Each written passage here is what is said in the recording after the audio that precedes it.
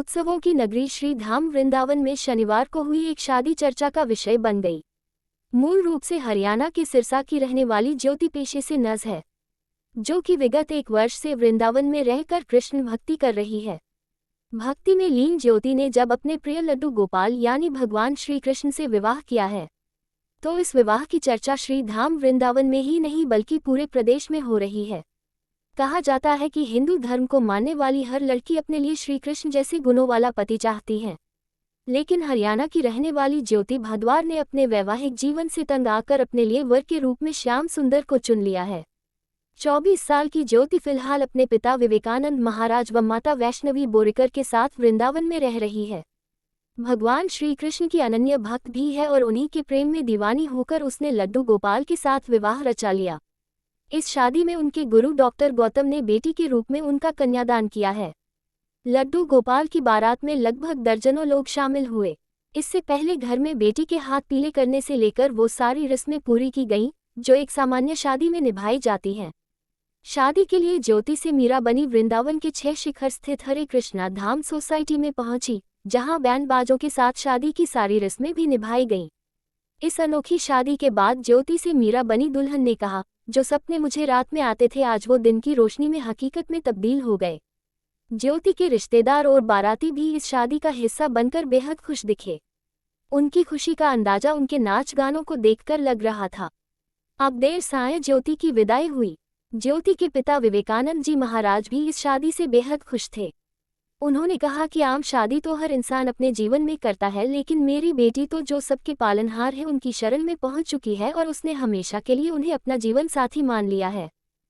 मेरा नाम ज्योति है, मैं रोहतक हरियाणा से हूँ और अभी हम वृंदावन में रहते हैं। मुझे करीबन अगले महीने 1 साल हो जाएगा और हम रोहतक हरियाणा सुनारिया गांव है मेरा। और हमने 12th के बाद नर्सिंग किया है लॉर्ड सेवा हॉस्टल में सिरसा, और उसके बाद हमने जॉब किया है नर्सिंग डिपार्टमेंट में, स्कूल्स में, कॉलेज में, जीडी गोयनका, EXL, बहुत सारे मैक्स अपोलो में हमने काम किया है, स्कूल्स में काम किया है as a nursing staff doctors के साथ। उसके बाद धीरे धीरे मेरा जो जन्म डेट है वो 12/2/92 है। उसके बाद हमारी 2012 में शादी हुई। हमारे पेरेंट्स ने हमारी शादी की। लड़का अच्छा नहीं था, बहुत प्रताड़ित करता था। लोगों को यहाँ पे किसी को पता नहीं है, मैंने कभी किसी को बताया नहीं, क्योंकि जो दुख है ना जिसके तन पे लगता है उसी को पता होता है।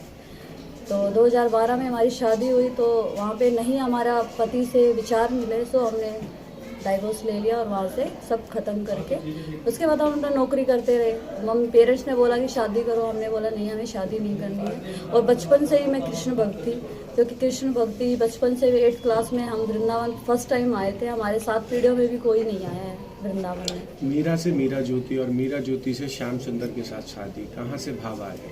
हम बता रहे हैं कि जब हमने देख लिया कि जो हमारे संसार का पति हो ही नहीं सकता, और ये ग्रंथों में भी लिखा हुआ है कि जब कोई पति आपकी इज्जत नहीं करता है तो उसको त्याग देना कोई पाप नहीं है, इसलिए हमने उसको त्याग करके अपने श्याम सुंदर को अपना पति बनाया है। संसार के पति को त्याग करके हमने अपने श्याम सुंदर को अपनाया है पूर्णतः शरणागति से, और पूरा जीवन हम अपने श्याम सुंदर के साथ व्यतीत करेंगे। अभी आपके हल्दी प्रोग्राम हुआ है, बारात भी आ गई है, तो क्या और लोगों से आप अपील करेंगे भक्ति भाव को लेकर? लोगों को यही अपील करेंगे, कभी भी हार नहीं मानना चाहिए जीवन में, चाहे कितना भी संघर्ष आए। हालांकि हम भी जानते हैं कि हम भी बहुत डिप्रेशन लाइफ से निकल करके आए हैं।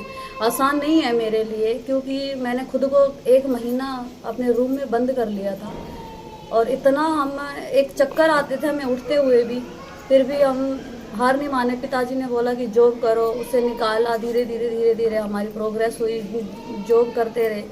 लेकिन हम वृंदावन आते रहते थे गुड़गांव से, और दर्शन करने, जब तक बिहारी जी के दर्शन नहीं होते थे मैं बहुत व्याकुल रहती थी। और घर में मैंने नौकरी भी किसी कारण से छोड़ी थी, क्योंकि मेरे ऑफिस में किसी ने मुझे बोला था कि राधे राधे मत किया करो, it is a professional area.